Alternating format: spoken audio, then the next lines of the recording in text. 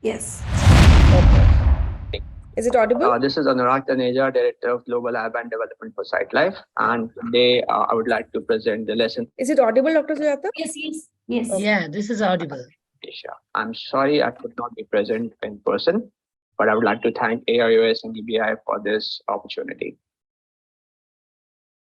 So before we go into the learning, I just want to talk about SiteLife strategy. So over the years, we have taken a global health systems approach to fix the critical needs within the countries that we work with. And there are four pillars to our strategy. It's policy and advocacy, prevention and awareness, clinical training, and of course, urban development. And with that, we move to the learnings. So the first thing I want to talk about is the focus on policy advocacy. We have seen that this is a long drawn thing, but it pays manifold. We divide the issues that we work upon into three categories. The first is access to donors, which has issues like accreditation law wherever applicable, mandatory death notification, access to MLC cases, and so on. Then, of course, there's the quality part. So, regular updation of national quality standards and accreditation comes in here. And then there's access to care, which is where prevention is there, where an equitable distribution of corneas and import and export wherever relevant, maybe not so much in India. And we have published a policy guide, which is available on our website, and anyone can download that.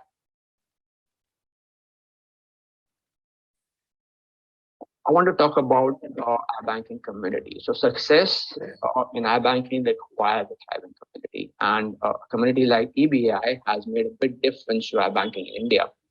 We saw how the community came together to save our banking during the pandemic, starting with guidelines, which of course led to recovery. So we saw this rapid recovery, as you can see in the graph. Key talent was retained. There was effective adoption of rapidly changing guidelines, which happened every 2 months.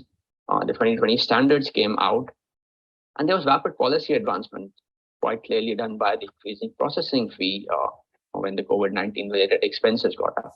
So that is a big, big victory for the iBanking community within there. And, this is something we have seen really changes, really makes a huge difference. Now, SCRP is something I don't think there's a doubt in anyone's mind that this is the gold standard for cornea collection. Over the years, we have learned there's years and years of data from pretty much all over the world, but also from Asia and India, that HCRP works.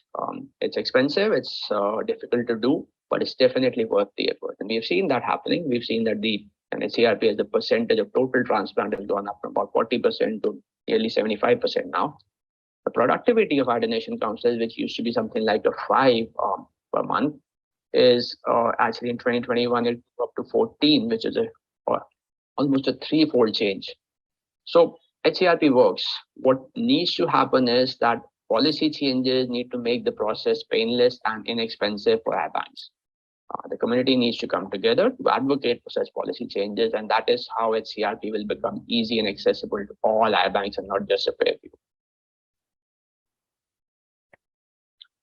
Then, again, evidence across industries, including healthcare and iBanking, has shown that investment in quality systems and certification and audits is critical for long-term success.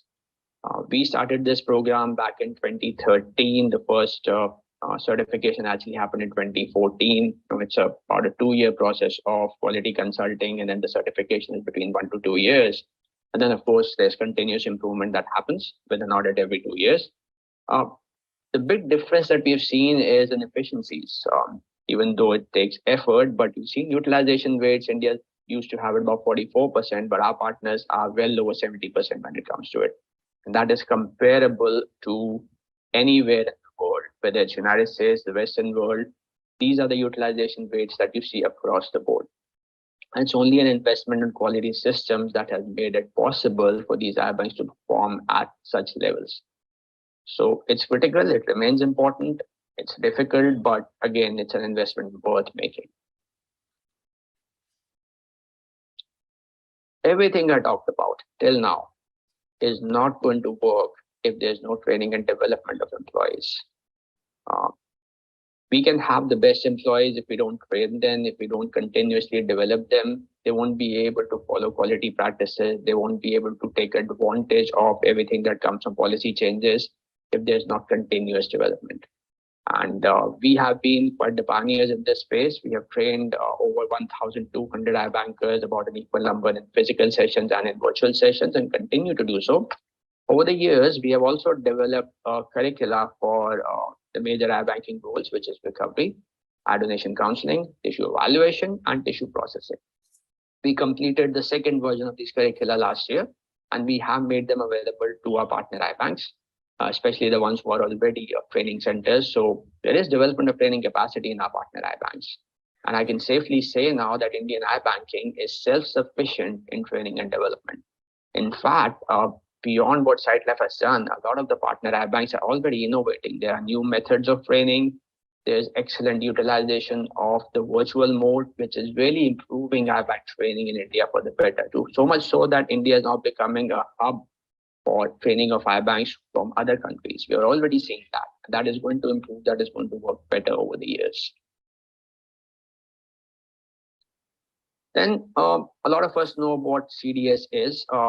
Now, several iBanks stopped growing because they don't need any more corneas. There's only so much demand in their own institutions of their own city or state. A central distribution system makes those surplus corneas available to anyone in the country. Now, surgeons are not going to be necessarily in the same places where these iBanks are. And at the same time, iBanks in the vicinity of a lot of the high volume surgeons usually may not progress to the levels that they need to go. And especially it's true for a lot of surgeons who have single practices. So how CDS works is that surplus corneas from iBanks who are quality certified and are part of the system are made available to a centralized system. And surgeons who are part of the system, they look for those, or they basically talk about what their requirements are. There is a matching that happens at the central level, which is what is done by SiteLife and EBI. And these corneas get utilized. The success of the system is so much that last year, 16% of total transplants of all our partners, 21, were distributed through CDS.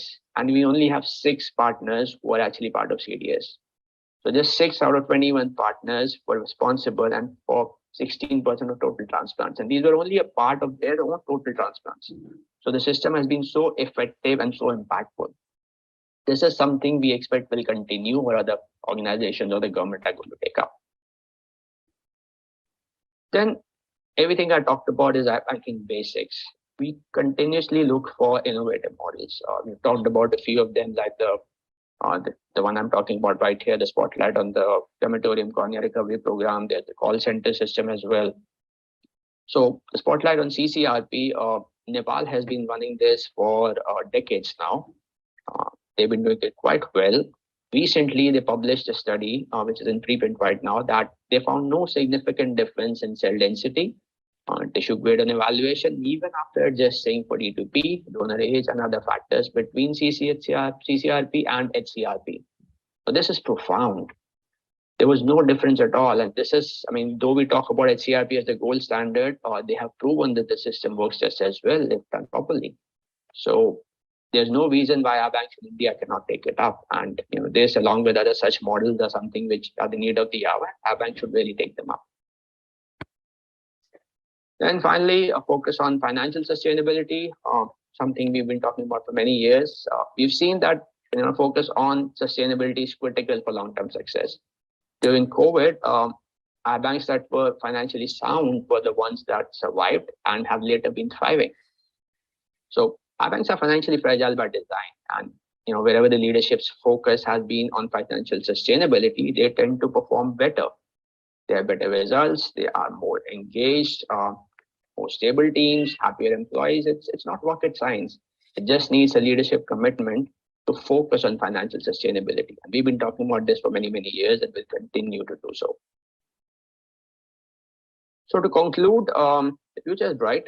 We need to work together as a community and progress. What we need to do is we need to share support with the other iBanks. iBanks who are doing well need to share support with the ones who are not. Need to focus on the realigning of tissue processing fee to promote utilization instead of collections. Our banking system is mature enough. The policy accelerators to increase access to donors, such as mandatory debt notification and access to MLC cases, should be taken up.